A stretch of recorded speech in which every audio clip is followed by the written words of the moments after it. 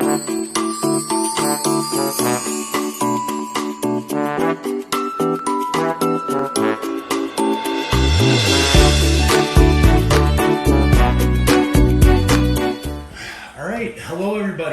here with Emily Wiseman and Nick Blood for The Offering. Fantastic movie. I was absolutely just blown away by this film.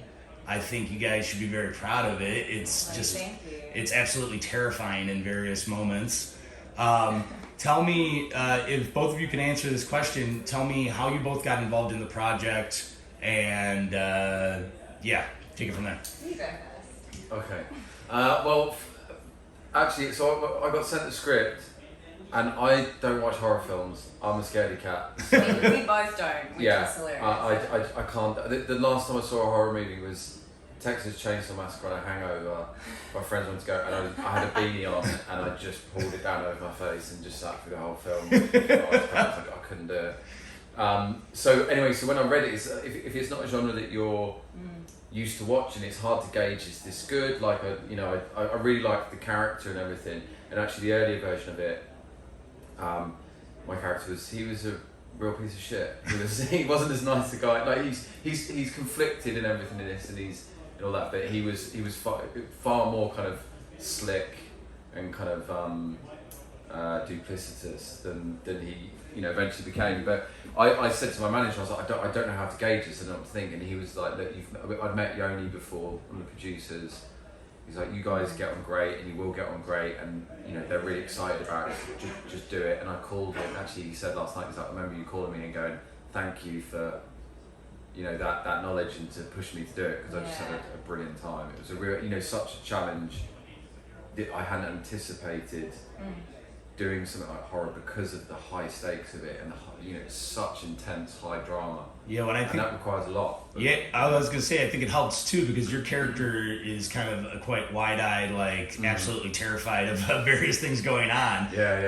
Did that background for you of not really loving horror allow you to step right into that role? Yeah, some of that helps. Yeah, for sure. Yeah, for sure. Emily, what about you? For me, it was a really quick turnaround.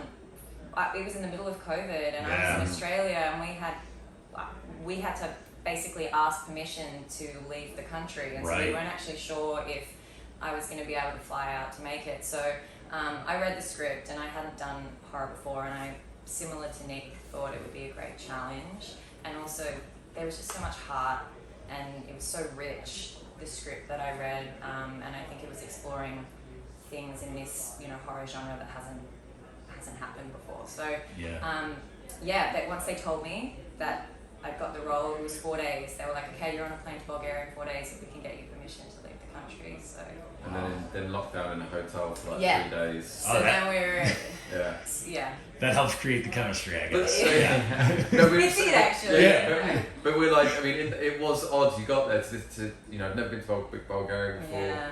And they were going, oh, can you give us a list of groceries that you'll want, because you're in, you're going to be stuck in your room for a few days. And you're like, okay, just trying to think what I need, and then I'd be sat there looking at this stuff going, I don't really know what to do with it. I did that too. I don't have this ingredient to do anything with that, and I'm missing that from that, so this is all pointless. And then trying to go on Bulgarian language takeout sites and trying to work out what the food was that you were ordering. Right. Yeah, but it's part of the fun of it, doing our job, is that, getting to go away to these, interesting, cool places, and with, brilliant, talented people.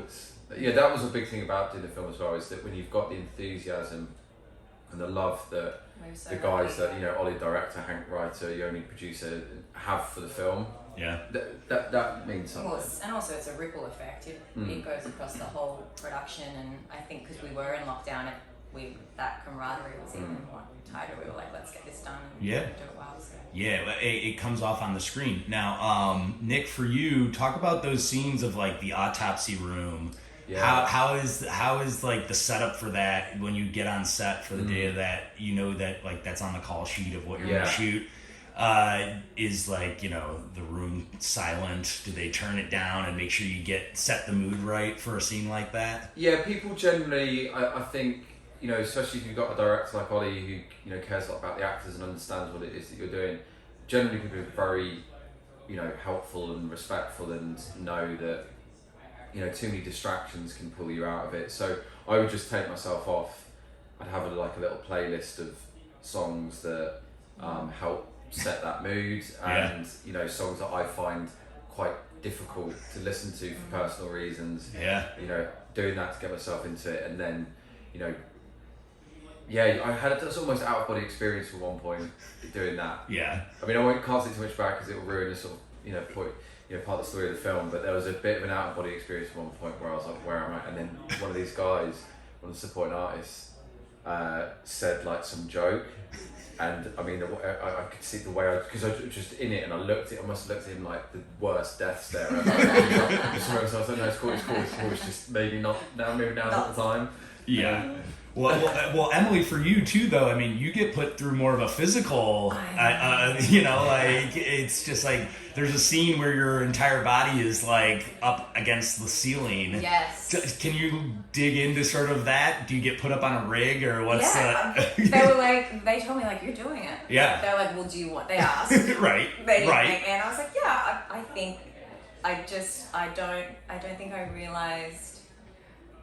It's hard to act from that height. And I got up there. And at the same time, you're playing a woman who's with child. And there's chaos, and the stakes are so high, and so they were getting me up.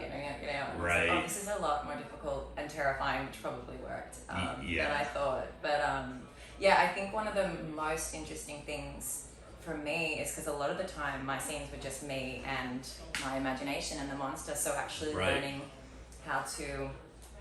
I didn't have the luxury of working opposite some of the other actors all the time. So eliciting that those feelings within myself. But music was a big one for me as well. That was super helpful.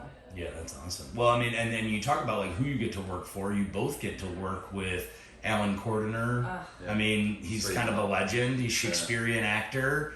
Can you both sort of talk about? I mean, obviously, it feels like.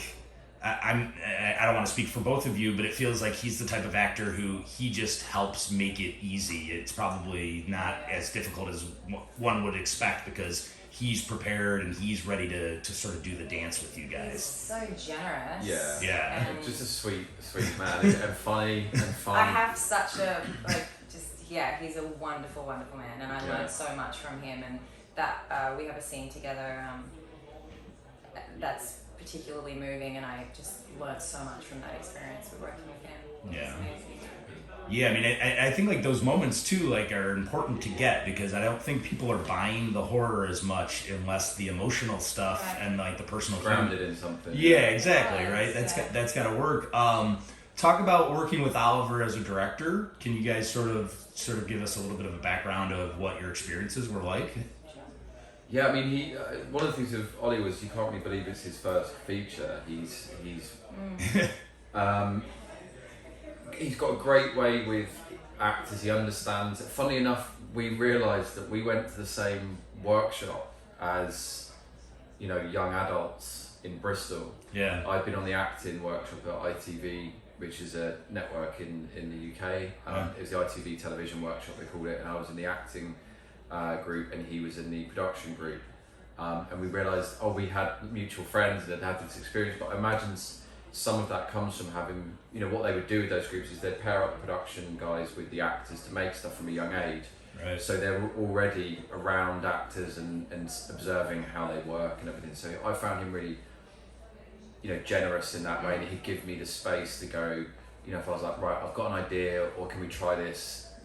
He was really up for that and nurtured that and encouraged that, which I really appreciated. Yeah, that would be the main thing for me. He's so collaborative and so open to different ideas, and having that sort of support makes it a lot easier to jump off the cliff, when you trust your director like that. Yeah. All right. Wow. I mean, I could probably go all day, but you two are just so good, so charismatic. Congratulations on the film. I can't believe it's playing at midnight tonight, and it's gonna be. I've been the first time I've seen it. That is fantastic. Okay, and I think the audience is gonna be shocked at how just what they're in store for. It's excellent. So congrats. Thank you. So appreciate it. much. Thank you. All right.